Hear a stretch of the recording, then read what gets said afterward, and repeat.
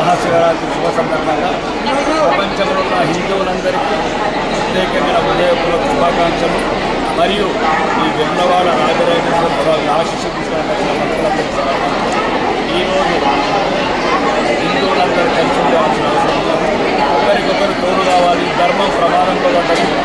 ఈరోజు ఈ ఉత్సవం కావచ్చు, మన కలయిక కావచ్చు, శాశ్వతంగా నిరంతరం భవిష్యత్ తరాలకి గురి ఉండాలా. ఇప్పటికే చరిత్రలో రకరకాల సమస్యలు ఎదుర్కొన్నాము. కలిసి లేకపోతే విడిపోయినాము, విడగొట్టబడ్డాము.